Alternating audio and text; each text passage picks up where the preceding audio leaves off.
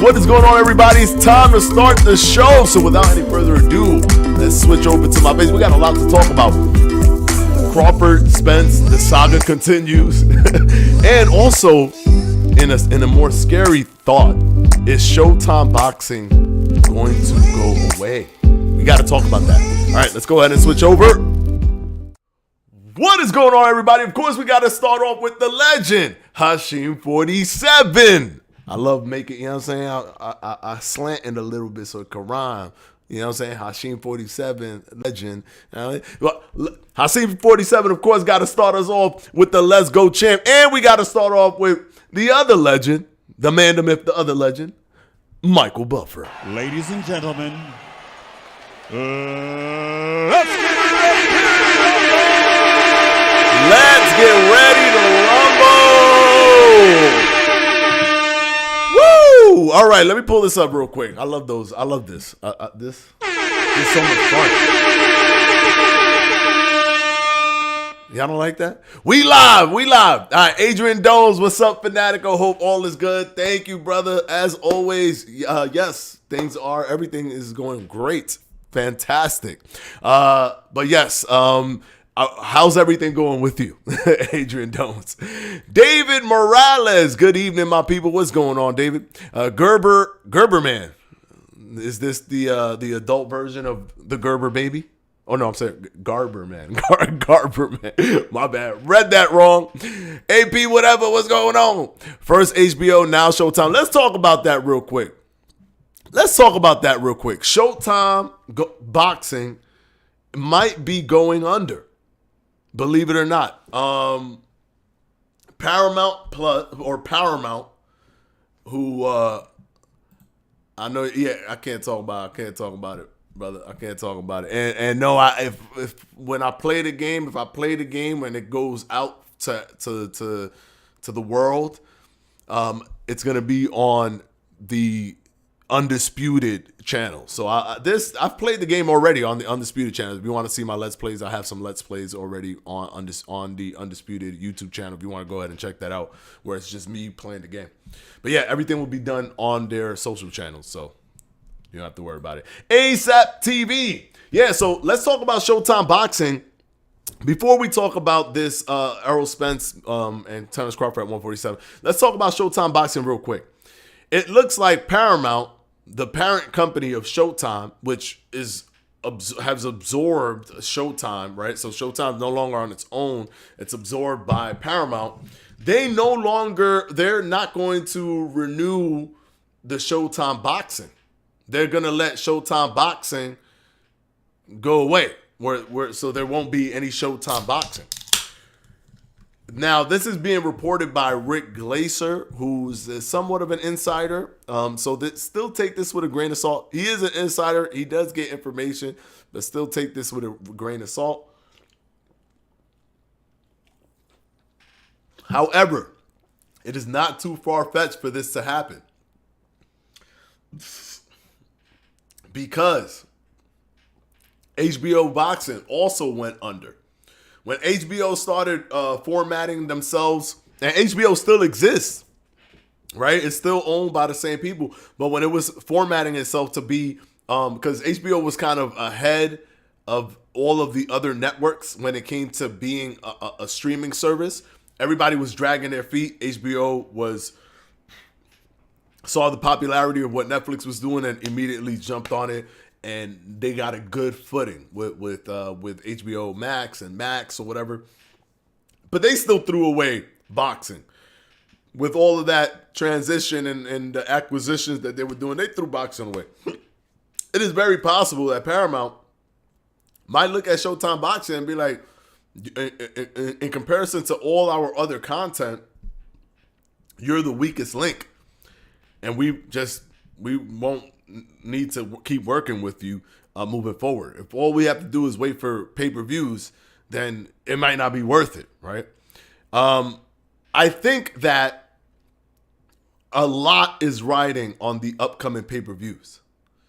I think that a lot is riding on the upcoming pay-per-views.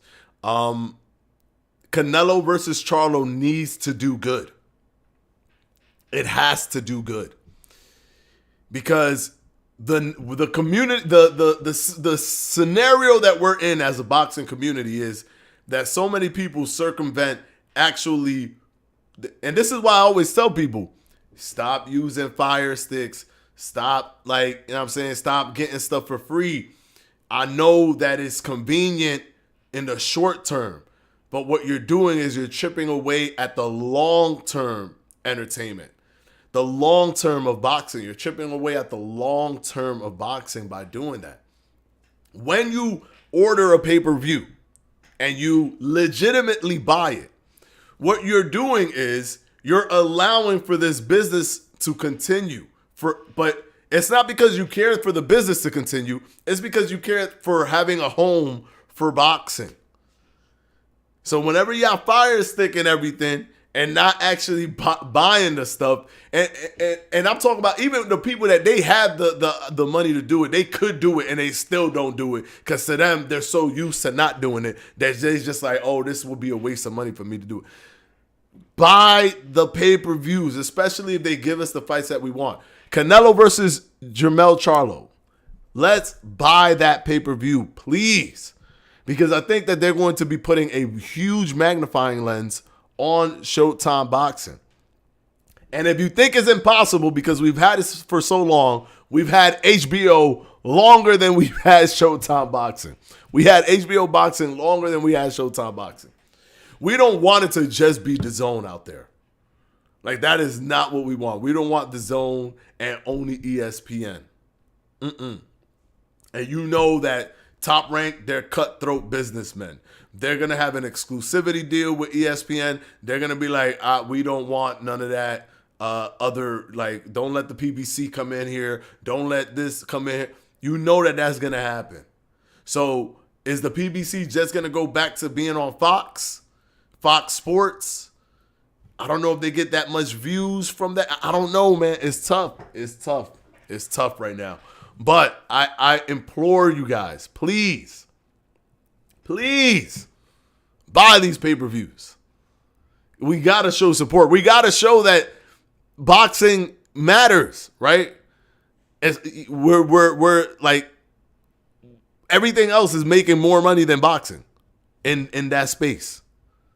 So sometimes, like the Misfit stuff, they doing their thing, but this is not gaining that much traction.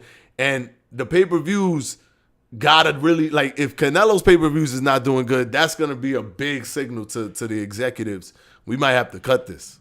Just like they cut HBO Boxing. HBO don't care that they cut HBO Boxing. That was historic. They just cut that off. All right, now let's talk about this. Errol Spence versus Terence Crawford at 154. Let's see what you guys are saying. Hold on. What does this mean for the PBC? I don't know, man. This is a big deal for the PBC. If this happens, this is a big deal. The PBC will have to find something else to like figure something else. I don't know. And the thing that's crazy to me is that Showtime pay-per-view was giving us the best pay-per-views. Showtime pay-per-view was giving us the best pay-per-views. They were giving us the Tanks, the Ryan Garcia versus Tank. They was giving us Canelo versus Plant. They was giving us Terence Crawford versus Errol Spence. They're giving us Jermell Charlo versus Canelo. They're probably going to be setting up to give us Crawford versus the winner of Jermell versus Canelo. So in terms of pay-per-views and the fights that we want to see, the best ones are coming from Showtime pay-per-view, right? And with DAZN, you have to be subscribed to DAZN and purchase the pay-per-view. It's like, it's a lot of stuff, right? So Showtime pay-per-view was just perfect. It was like a perfect thing. But now, I don't know, man. I don't know what's going to happen. I really hope it doesn't, it doesn't go under. But it looks like it's a possibility with the way Paramount is moving. I don't think they care so much for Showtime Boxing, especially since it doesn't really bring in that much viewers, right? And pay-per-views got to be astronomical for it to even matter. Adrian Dones, the Showtime situation has been brewing for over a year now. Yeah, I know. I mean, once they started doing the merger, which was early January, they were already contemplating scrapping Showtime Boxing, during that merger situation, they were already contemplating scrapping Showtime Boxing, and that to me is just I was worried back then, but now I guess as the contract is coming to a close, they're thinking about what are they going to do next, and if that's just losing money, right? Because they got to put resources into the production of that stuff. If it's just losing money, it don't make no sense. You're gonna cut it off. It's not personal. It's just business. And because nobody buys pay-per-views anymore, a fight like Errol Spence versus Terence Crawford can't crack 1 million. Even though that fight was destined to crack 1 million, but it can't because of how easy it is to pirate boxing content or boxing fight matches or events. So it's a sad thing. I'm sure most people just watching them off pirated streams nowadays. Yeah, but there's nowhere to watch it. Like, think about it, Garber, man. If it goes under or they cut it off, right? They won't be able to hold the event. So then there won't be boxing to watch anyways. It's not like because they're not putting it on pay-per-view, they're putting it on only pirated streaming. It doesn't work like that. We'll just not have the boxing coming from Showtime at all. And then we're shrinking the market in terms of competition, and that just decreases innovation, that decreases risk taking, right? That decreases promoters and networks' desire to make big fights because you only have one place to watch it, right? They're gonna increase their viewership because you're gonna come in from that like Showtime. Viewers of Showtime will come and watch the other ones because they have no other option. It's not good to reduce the competition. I was actually happy that DAZN started coming out as HBO went away because I wanted something else to be in competition with Showtime Boxing. Because you have to have that where there's a pressure with not even with the network execs, but a pressure within the boxing team itself to put on the best boxing so that people come to Showtime. So it creates good brand awareness for Showtime Boxing. Now, if that's gone, man, it's gonna be really tough, man. We're not gonna get it's not gonna be good for consumers if Showtime Boxing goes down. It won't. Definitely, Rashid, definitely not buying Crawford versus Spence 2. LOL, I did buy the first one, though. I mean, the first one definitely deserved a purchase. The second one, we should still buy it because we got to support. It's not even just because you don't like it. It's just because, you know what I'm saying? It's just because we want to support Showtime Boxing or boxing in general.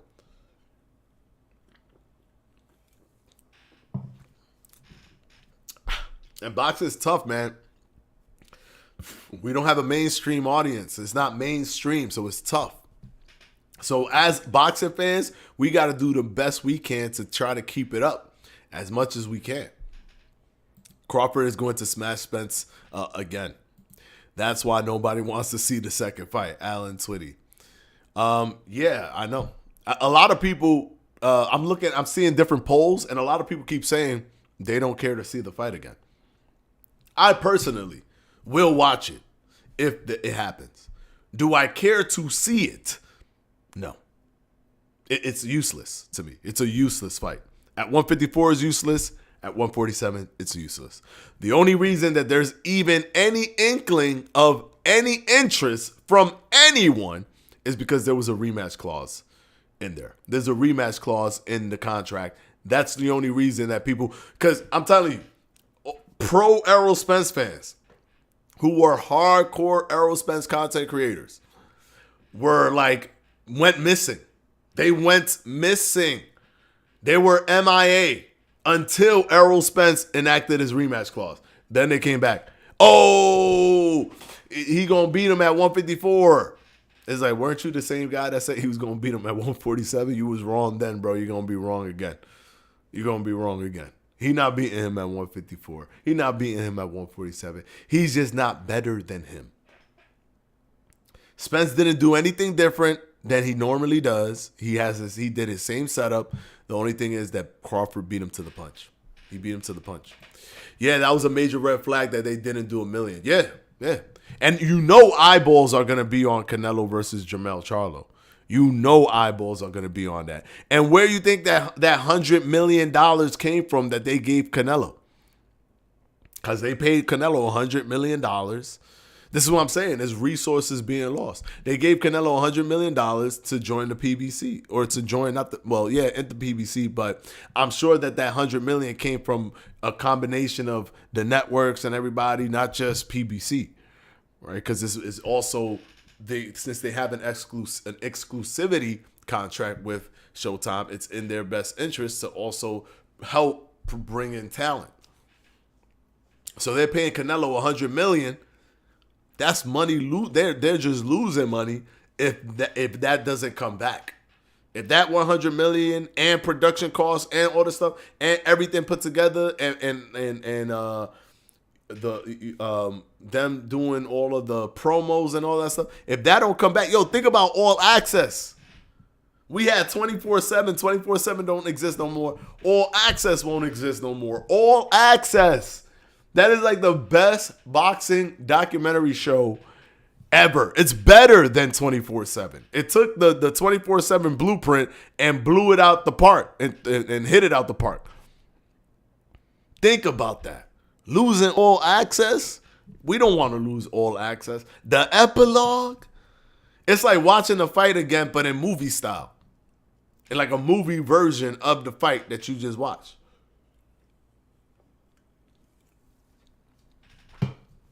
I don't know, man. I don't know. ESPN boxing about to be booming. Yeah, but I don't. I want them to be booming because they got the best product. I don't want them to be booming by default because when companies are booming by default, they do less. They do less. ESPN, I think they were worried a lot about Showtime boxing. I don't know how worried they are about DAZN. And that's the only other one that I could think of. Fox Sports has a thing with the PBC, so maybe they just go full force with Fox Sports, and it's just Fox Sports pay-per-view, and that's how they do it. But Showtime Boxing is one of the one of the staples of boxing. For that to go, it's gonna hurt, man. I don't want to see it, but they are both great fighters, and I will watch and support it. Yeah. Of course. Same here. Just to support boxing in and of itself. Since boxing isn't as popular as it once was, and since piracy is so easy, I think more platforms should explore trying not to have pay-per-views and strike a deal with a few networks alike, like the NBA and the NFL. I mean, I think they do try that stuff, but it's hard. Like they do try to do it with advertisement, right? Try to make the money off of the advertisement back end. But it's just harder for them to pull that off. I mean, DAZN double dips, right? DAZN will charge you for your monthly subscription, will charge you for the pay-per-view, and they're going to have commercials inside the fight, and during the corner for the main event, there's going to be commercials. Crazy.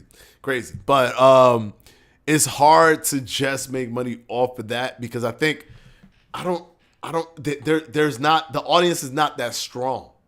The audience is not that strong. Like with sports, like team sports, it's so formulaic. Like you're going to be a fan of this team.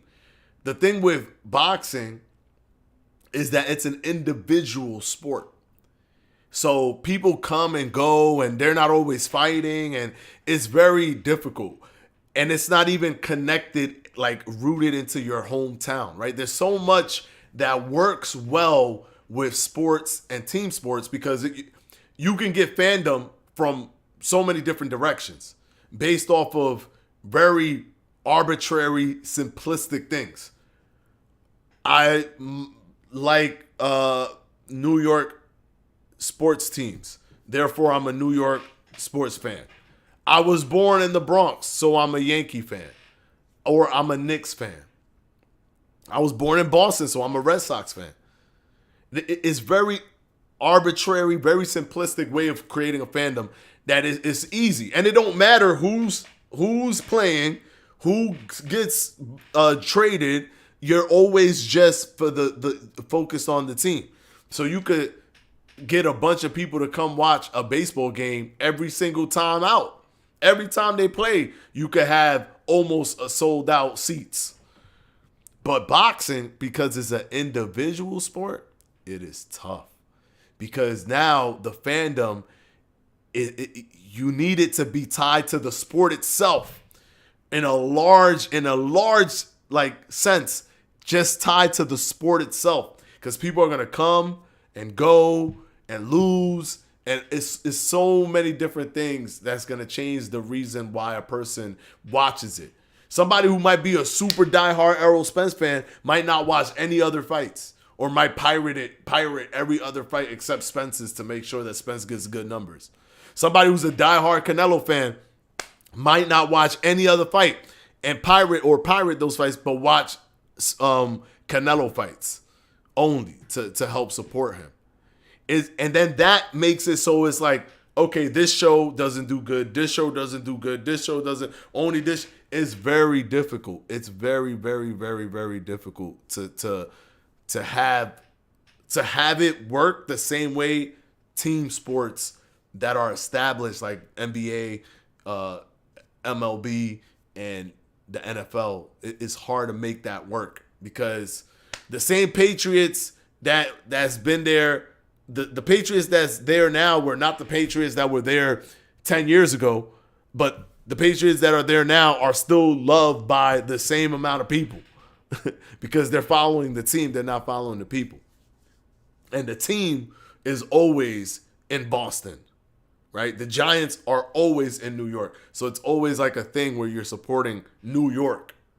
It's not the same thing with boxing. It's not the same thing with boxing, unfortunately. That's not how it works. Even if somebody comes from New York, people from New York might not even know who he is. People from New York literally might not even know who he is because it's not the way boxing. That's not how boxing works. No sane person wants to see that beating again. Adrian Doe, I support boxing, but it's hard to justify watching Spence get smoked like that again. Yeah. I see. I understand that. It seems like boxing isn't advertised as much as it should be because these boxers are very talented. They advertise as much as they can. It's just that it's tough. It's tough. It's a tough thing because it's almost a niche sport. It's almost a niche sport. Bob Arum known for doing less. I mean, sometimes, he gave us Shakur versus Oscar Valdez, but he's very money bottom line focused. So he thinks about the long term of the fighters that he has in his stable. And that's not always the best for the fans, right? That's not always the best for the fans. If pay-per-view goes away, would that mean bigger names will have to fight more per year? I don't know. I don't know what it would mean. I don't know what it would mean for them. Is that even feasible? Like, it's hard to say. You see how the DAZN and Misfits fighters are now considered sub-pro on BoxRec? It's getting to be how I predicted, where it's a way into professional boxing. I'm here for that. Yeah, I mean, I'm okay. Like, I like this stuff, right? Because we got to create a gateway for the young people to even know or have an inkling of interest in boxing. And this is the best way to do it. Now they could tie their emotions that they have towards their favorite creator and watching them box to boxing itself. I think boxing is in a better place now than it has been years back, right? A few years ago. And that's because of the whole YouTube boxing space. I think that has helped boxing tremendously because it made it hip to young people. Because boxing was for grandpas, right? It was for older grandpa people back in the days, like not too long ago, not so many years ago. Now it's getting hip. Like, oh no, boxing's cool. Cause look, all my favorite creators are boxing, so boxing's cool. And then maybe they might be like, oh, let me see a real professional. I want to see Canelo fight, or I want to see Crawford fight. Stuff like that starts to happen. I'm from the BX too, but moved to Florida when I was 12. Oh, nice, nice. Yeah, I was born and raised in the Bronx until like 2015. Then I moved to Florida as well. But yeah, I was born in the Bronx, born and raised in the BX borough. I agree that we should actually pay for these fights, but they have to be worth it. Nobody wants to pay 85. I know that's the thing too. 85. I remember when they were used to be just $50 for pay per views to see Tank fight Cruz again. Yeah, that's another thing. That's something that they're gonna have to work at. If they really want to do a powerhouse thing, they're gonna have to work at, like, they're gonna have to take risks. They're gonna have to put Tank versus Lomachenko, or Tank versus Tiafimo, or Tank versus Shakur, or Tank versus that. They gotta do something to pop the pay per views, because 1.2 million is great, but 1.2 million was shared between both the Zone and Showtime. So really, they didn't make that much on the Showtime end. So they got to really do something with Tank is a good asset for them to keep Showtime boxing afloat. They got Canelo in the stable. In that intermediate portion with Canelo, they could then put Tank in a good fight, a really good fight that could sell a lot of pay-per-views. They can't be making 270,000 pay-per-view buys with Tank anymore. That's not going to be viable for them. Spence's dream always was to be undisputed. His dream isn't just to beat Bud. That's why it's at 47. Well, I mean, he's not gonna win. He's not gonna win. He's not gonna win. Misfits are pros, whether you like it or not. They are getting paid to fight. Technically, yeah, they are. They're getting paid to fight, and that's what makes you a professional. The only difference between being a professional and being an amateur is that you're not paid. So it's the gray area. It's the crossover boxing or whatever, but still, they are technically being paid. How he could have given us Bud versus Pac-Man, but was complaining about losing money. Yeah, it would have sucked if Top Rank was the main promotion for boxing. Exactly, man. We don't want just one head honcho. We don't. So let's talk about Spence versus Crawford. Now, Crawford did his interview with forget the name. It was another person who does boxing content. I think he's up and coming too, or he's not done many. Let me double check. Let's see, Terence Crawford. I always like to give credit where credit is due. So I want to make sure that everybody, that the dude gets his credit. Okay, weighing in with Travis Hartman. So he did a interview with weighing the YouTube channel, weighing in with Travis Hartman, a guy who actually boxed with Crawford back in the amateurs, and he was a pro as well, but he didn't have a really good record. But he interviewed him, and Crawford said that both him and Errol Spence did not notify each other of, which is what the technical legal documentation of the contract states, for it to be at a different weight. They both have to agree that they no longer can make the weight. Now, I was thinking about this being a confusing thing, because what we were told was that the fight is determined, the weight is determined by the winner, right? But what I think is happening here is that could also still be true. It could still be true that the winner would determine the weight, because if, for example, Spence says he can no longer make 147, he could only make 154, but Crawford says he can make 147. That's like one is gonna cancel out the other. So there has to be a way for a decision to be made where, like, you're not just in a deadlock where one wants 154, one wants 147. So this is one of the things that I always caution people on too, is the information that we get from the contracts are always simplified. They're simplified to a magnitude that we can't even imagine, because it's written down by lawyers, right? By teams of lawyers. They write down a contract. So there's so much within that stipulation. So things just get simplified. They'll say Terence Crawford is the one that the winner gets to choose the weight. And then we just take that as the winner says, it's going to be 154, so we're going to 154. But that's not how it is. It's with them both putting in what weight they want to do it at, and it has to be within a certain amount of time. And if they don't do that, the contract itself states that it will default to 147. If they don't do that, it will default to 147. So my thing is that with that information, Crawford let us know, and I'll explain what I was about to say after this point. Crawford said that both nor him nor Errol Spence has put in that notification, has sent in that notifying that they want to fight at 154, that they can no longer make the weight. That's the technical things. The specific thing is they have to say that they can no longer make the weight. Errol Spence hasn't done that yet. And what Crawford said was that because he didn't do that, the contract states that it defaults to 147.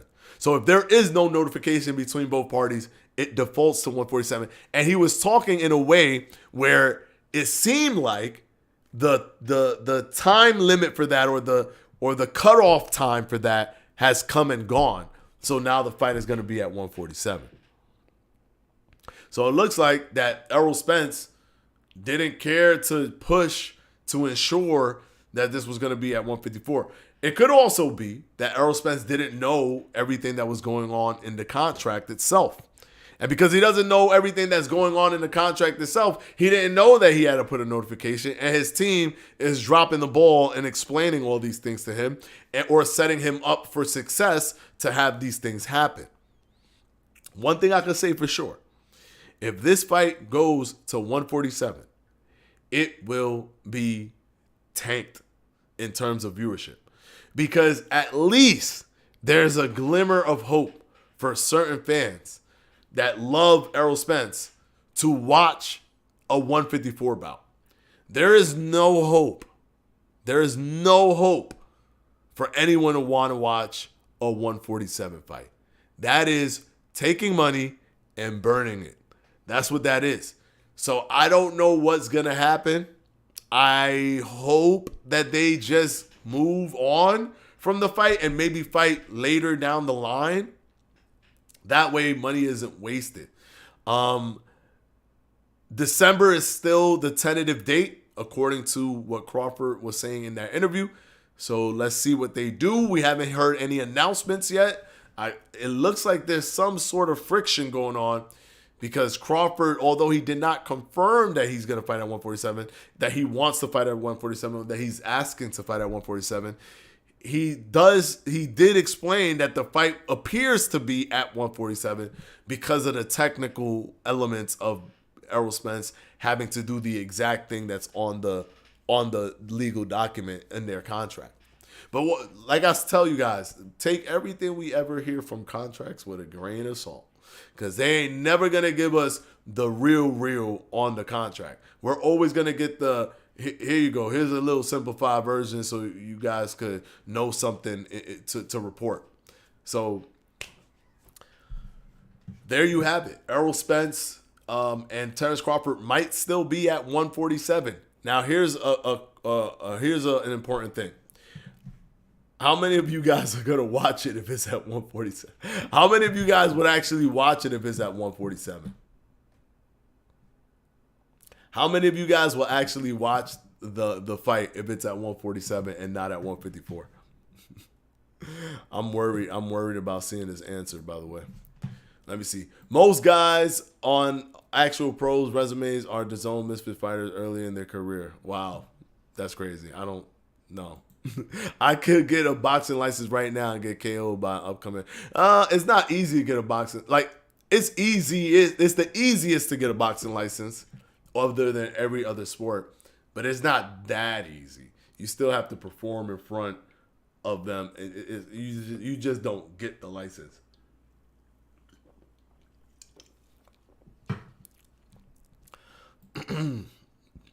Well, the zone at Misfits is a new concept, so there aren't too many fighters that have Misfits before being pro, but it's still cool to see. Yeah, that's why I was kind of confused, because I'm like, it just started, so I can't imagine that there's that many pros that are coming from the Misfits boxing landscape. And if anything, there's pros that went back that went into Misfits that were pros. Like, isn't this Taylor dude, Anthony Taylor, or whatever his name is? Wasn't he a pro? And then he's going. I think that's cheating. I think that's cheating. He's out here fighting, content creators. My man's a pro at the same time. Like, give me a break.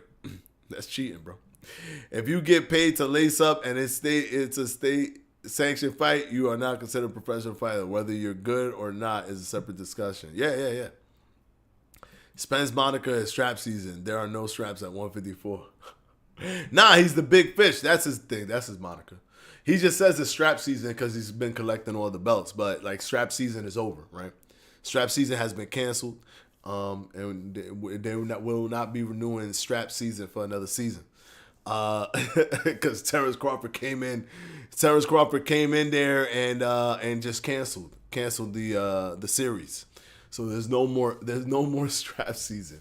My man, unless he wants to go to 154 and collect all the straps at 154, which would just be one or two fights, actually. He would have to fight Jermell. That would be interesting. If Jermell loses to Canelo, comes back down, I think Jermell will have 3 belts. Because during his entrance, his belt will be then stripped and given to Tim Tszyu.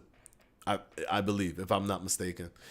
They only are allowing him to walk into the arena so that it can be undisputed versus undisputed technically, but they'll then strip him after that, which I think is crazy. They should give him, he's fighting. They should give him an opportunity, but they're also getting pressure from the Tim Tszyu team, right? So I think that writing a notification has to do with the sanctioning bodies recognizing the rematch on 154 for rankings, maybe. No, I think it's probably because it's probably contractually set up that way specifically. But we got the simplified version before, you know what I'm saying? Like, the simplified version is just the winner gets to choose. And because we got the simplified version, we just think that all it takes is Crawford to say, I want to do it at 154, and then that's it. Like, once he says that, then they do it at 154. But it's a technical thing that has to go through these technical systems. Because normally that's how things are anyways. They're technical. They're not, like, just up in the air like how a lot of people think boxing is. Oh, it's just, you're a man of your word. You say this, you say that. That's how things move. It doesn't move like that. There's so many technical, legal stuff, and it's all over the place.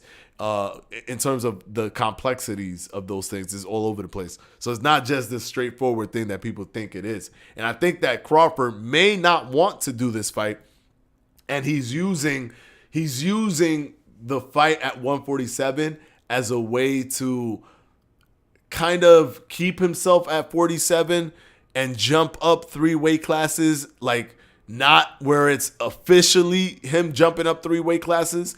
And then he's hoping that Canelo's the winner. He's hoping that Canelo wins and that he jumps 3 weight classes and then he wins the undisputed. He becomes undisputed 3 times. I think that's in 3 divisions. I think that's what he wants to do. And he knows that there's going to be some luster taken off of it if he fights at 154 and jumps only 2 weight classes, which is what Jermell is doing right now.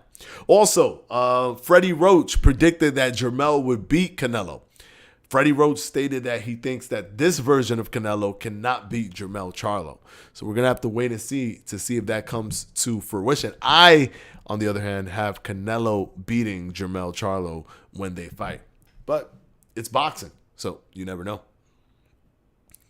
He knows no way he doesn't. He knows no way he doesn't. Oh, you talking about Spence? I mean, he might not know the intricacies of what needs to happen, right? He might not know the intricacies of what needs to happen. They might just tell him, they might simplify for him too, because he's the fighter, right? He's the fighter. He's not his own like promoter or anything. There's so many levels before that stuff even has to get to him. They probably just tell him, get ready for this date. This is when we're going to fight. They got a rematch clause in there, and the winner is going to get to choose. And that's probably what he gets as well. He doesn't get all the information. So it is very likely that he doesn't know that he has to do that, and his team is dragging their feet, and they're not doing it. Is very likely. We just don't know. We really don't know. Seems like almost it's the manager screwing these fighters over the fights. Sometimes, yeah. Sometimes that's what happens. A lot of times, actually, that's what happens. Managers are always like, because the thing is, money is like the most important thing. And they might be looking at it and saying, well, now the percentage split is for Crawford. Now you're going to be fighting. Like, they're probably thinking, we don't want this fight. Like, they don't want the fight. They probably don't want the fight. Like, the Spence team might not want this fight. They're going to put Spence up against Crawford again for less money now. And they know that the back end is going to be less too. So it's like, do they even want to do it? They might just be like, yo, let's just move on. I wouldn't mind if they moved on. I don't know why Spence fans want to see it again. I truly do not know why.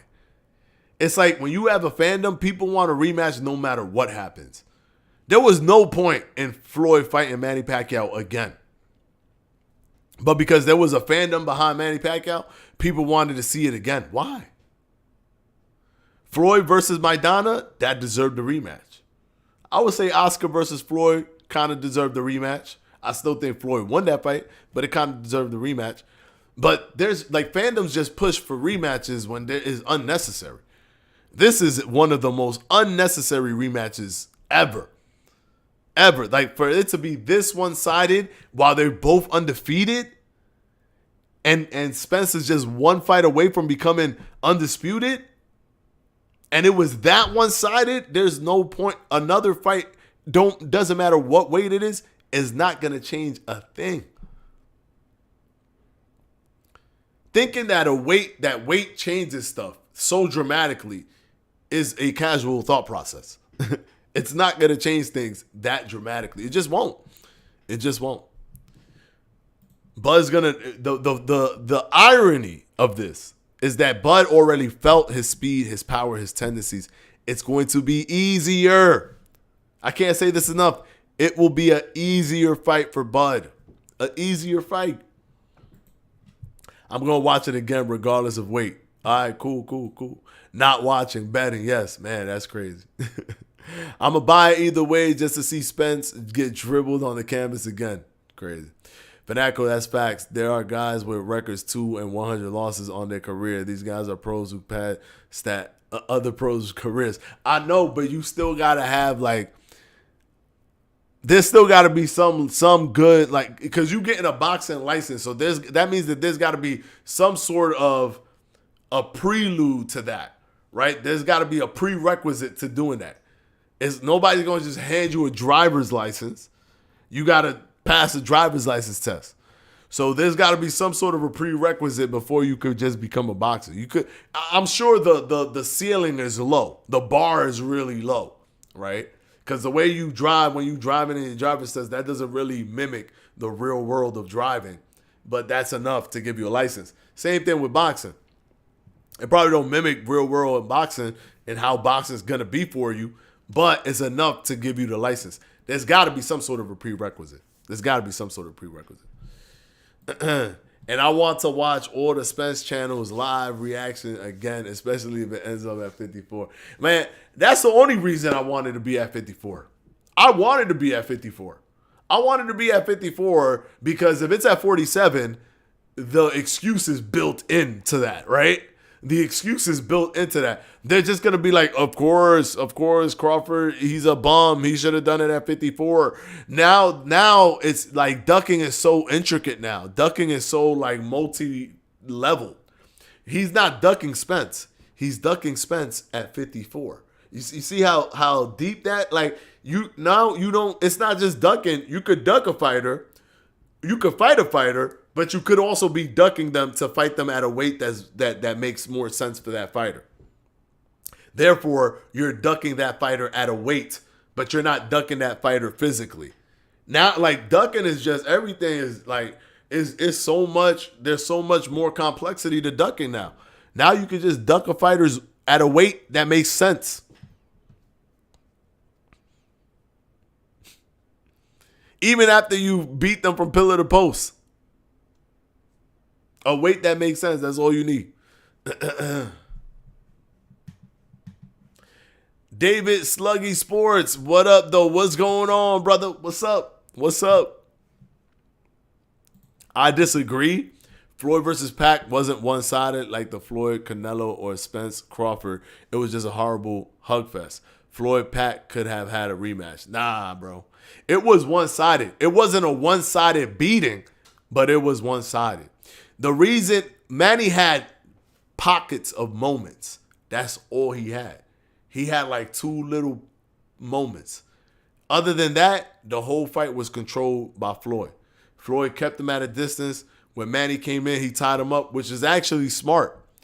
People calling it a hug fest, but it's actually a smart tactic because that's what Manny wants to do. He wants to get on the inside and give him angles. Tie him up so he can't give you angles. It's a perfect tactic, and it's done in boxing all the time. Clinching is part of boxing strategy. It's up to you to determine how often you do it and for the referee to determine if it's being done in an egregious way. But is a perfectly viable option, and you gauge the situation as you're doing it. So to me, I think Floyd was smart. He used his reach advantage, and whenever Pacquiao broke that reach advantage, he tied him up. But really, in terms of the overall fight, Floyd was just picking at him the whole time. Was it a beatdown? Nah. Was it an overwhelming kind of like counterpunch mastery like what he did against Canelo? No. Was it one-sided though? Yeah, it was one-sided. Like those videos that people make in slow motion and counting punches and putting all the punches together and all that stuff, that's biased videos. That's biased videos that they actually try to manipulate you in those videos a lot of times too. If you actually watch the fight and try to align it with the videos, you'll notice that they skip chunks of what's going on in the actual fight. They skip chunks of what's going on in the actual fight. 10-2 at best for me. Yeah, I think I only gave Pacquiao those 2 rounds where he had that burst against Floyd. That's it. Those are the only 2 rounds that I gave Pacquiao. And Floyd was smart. He knew that he got rocked. He went against his guard, and then he put his back against the rope so that Pacquiao cannot angle him because he needs that space, and there's no space there. There's just rope. So there's just rope, so he wouldn't be able to angle him from that space. So he was smart. Floyd had an intelligent game plan for Manny Pacquiao. An intelligent game plan. It wasn't about out-bullying him because he knew that Manny Pacquiao could throw punches and bunches, could throw up to 1,000 punches in a fight. He wasn't trying to play around with that. He just kept his distance, picked them apart, timed them, took away his angles, and Manny was done. Once he took away his angles, Manny was done. Watch it at .25 speed, not .50 speed. Pat clearly won. No, he didn't, bro. He didn't. I'm telling you, King of 47, Pac lost that fight. Clearly lost that fight. Like, you also have to understand, watching it in .25 speed is crazy because no judge has that ability to watch a fight in .25 speed and catch every little nook and cranny of what's going on. They're getting the gist of what's happening by watching it live. And the gist of what's happening is Floyd completely dominating and having the ring generalship over the entire fight. If you caught a little punch here and a little punch there, and you're counting that as punches that's landing, that's not explaining the overall fight. You just watching punch. You just doing punch counts. That's not watching the overall fight.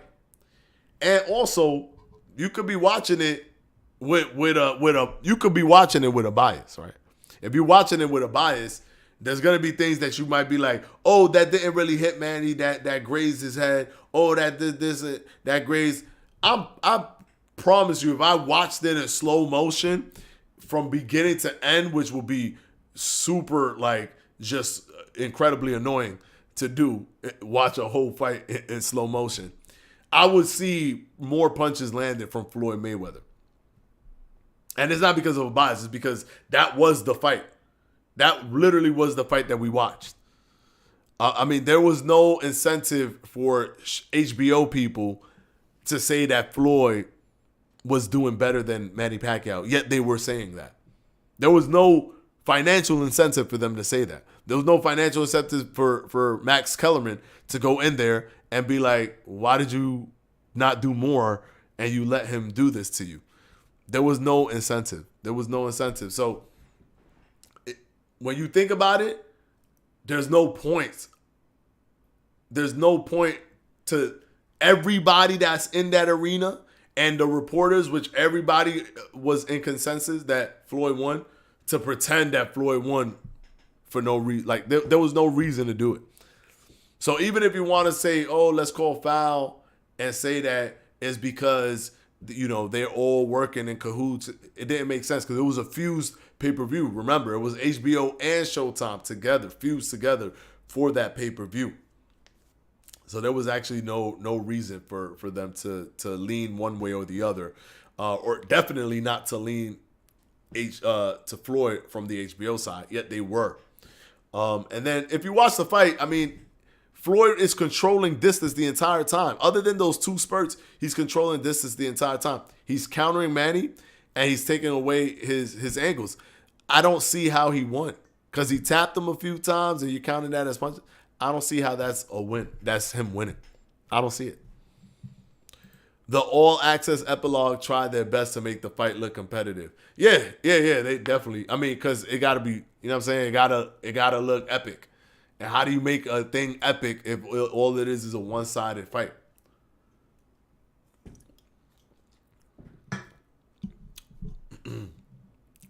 You gotta watch it at extra slow-mo, not just slow-mo. My man, if you gotta watch it at extra slow-mo, not just slow-mo, then you're doing too much already. Because the judges got live with their view being obstructed many times throughout the fight. So that's why fights are not actually just scored on how many punches are landed. You guys do know that, right? Because your view is obstructed. There's a lot of different things going on. So it's not just who landed more punches. It's who landed the most significant punches. It's ring generalship. It's defense. There's more to the criteria. Because if you just went on punch landed, then all you got to do is count punches. But that's not how boxing is judged. Boxing is judged by so many different things. So, and it's because there's so many elements to it. Like, he might hit him with something that wasn't hard, but Floyd hit him with something a little bit harder. Like, there's just different things that come with it. But when you watch that fight and you ask yourself, who would you rather be? Which is, I think, one of the better ways to kind of make it as simple as possible to understand, because the criteria is so subjective anyways. When you watch that fight and you say to yourself, who would I rather be in the ring? If you look at that and you say Manny Pacquiao, that's cap. That's cap. You don't want to be Manny Pacquiao because of two little burst punches. You would rather be Floyd. That's controlling the center of the ring. That's countering Manny Pacquiao. You would rather be Floyd, who has the whole ring generalship down pat. You would rather be Floyd. Unless you just hate Floyd and you just don't want to be Floyd because you hate Floyd. I get that, but I'm talking about if that was not even, if that was just fighter A and fighter B, you would be like, oh, I would rather be fighter A. What did Fannin Boxing say? His Errol Spence lawyer, and he's Errol Spence's lawyer and advisor. Fannin is Errol Spence's lawyer and advisor. I didn't know that. Why do some say Pac would have beat Floyd if it was about 3 years earlier? I don't know why people say that. I mean, how would people think that? Even if you look at the circumstantial evidence, it shows that Floyd would have beaten Manny Pacquiao. Floyd had, for example, Floyd beat Oscar De La Hoya when Oscar De La Hoya just came off of his win with Ricardo Mayorga. But also, Manny always had trouble with slick, intelligent fighters that used more than just brute force, right? Because I think Manny was one of the greatest bully fighters of all time. So if you were a bully fighter, he would do really good because he will always out-bully you. That's what he did to Miguel Cotto. That's what he did to Marco Antonio Barrera. He's always going to out-bully a bully fighter. He even did that to Antonio Margarito. He's always going to do that because he throws more punches than you, faster than you. He's quicker than you. He's more relentless and everything. And he has power and everything. But what happened when he fought Juan Manuel Marquez? He had problems with Juan Manuel Marquez his entire career and lost to him in the fourth and final installment of them two fighting. What happened when he fought Eric Morales the first time? Sure, he beat him the second time, but the first time he was completely outboxed. So he could get outboxed by a fighter. And if he could get outboxed by a fighter, what do you think Floyd Mayweather was going to do to Manny Pacquiao? If he was getting outboxed by Eric Morales back then, what do you think Floyd was going to do? The thing is that run that he had after he beat Oscar De La Hoya, he wasn't really fighting boxers, like people that box. He wasn't really fighting people that box. Timothy Bradley is not even you can't even consider him a person that. Timothy Bradley was an attack come forward fighter. So he wasn't really fighting boxers. Because when he does, there's always some trouble there.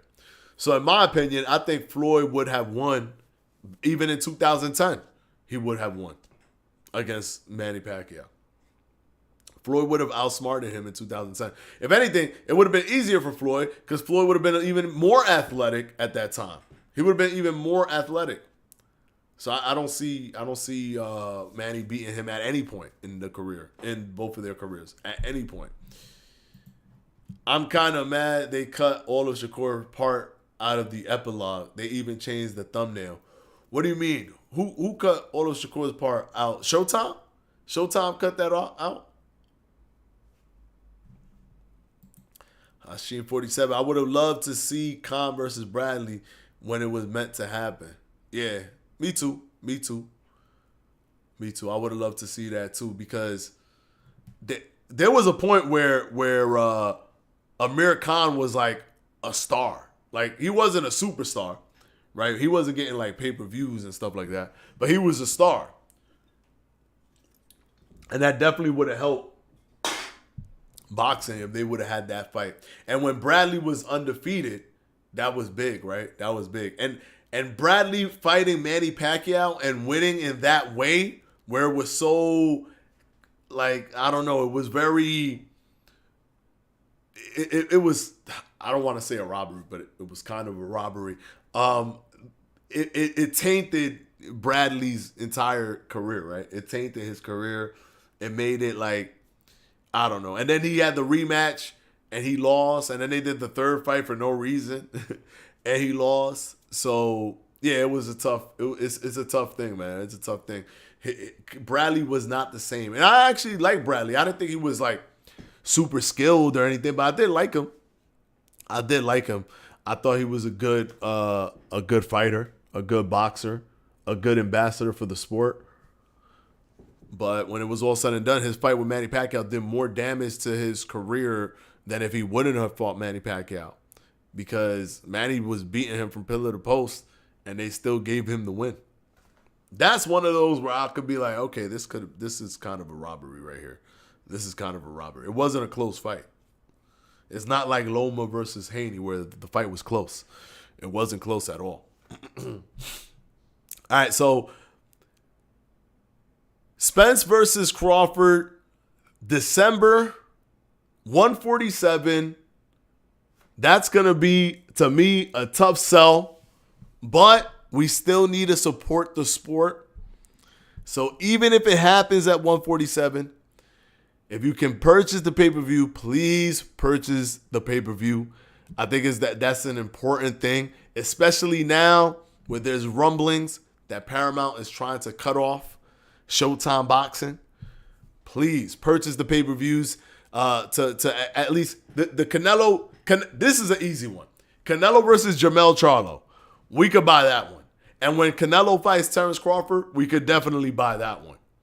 Please, please, please purchase the pay-per-views, because if we don't do that, they're going to look at those numbers and they're going to be like, this is why we got to cut off Showtime. And my man said Canelo always sells, but he didn't sell that much, Garberman. Man, he didn't sell that much when he fought Ryder. He did not sell that much when he fought Ryder, but I'm hoping that was a fluke, and then now he's going to sell a lot of pay-per-views against Jermell Charlo. We got the whole marketing behind this fight with the All Access and everything. Those people that didn't even know he was fighting Ryder, believe it or not, that watch boxing, that didn't even know he was fighting. So it's one of those things, man. It's one of those things. Anyways, we're going to go ahead and end the live stream. Here is 8 o'clock on the dot. Of course, we go live Mondays, Wednesdays, Fridays, 7 p.m. Eastern Time to 8 p.m. Eastern Time, 1 hour every time we go live. It's Monday, Wednesday, Fridays. So make sure you hit the like on your way out, guys. Please, it helps the channel. People watch these videos, video on VOD, video on demand. They watch this after. It elevates the video to help them see these videos. Please do that so we can keep this channel growing.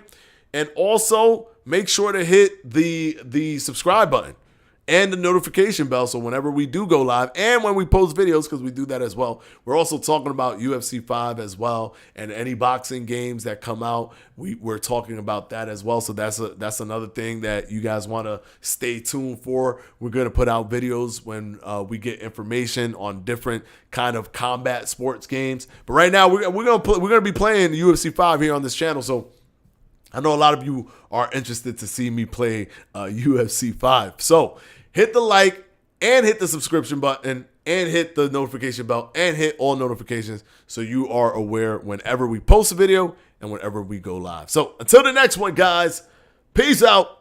See you on Monday.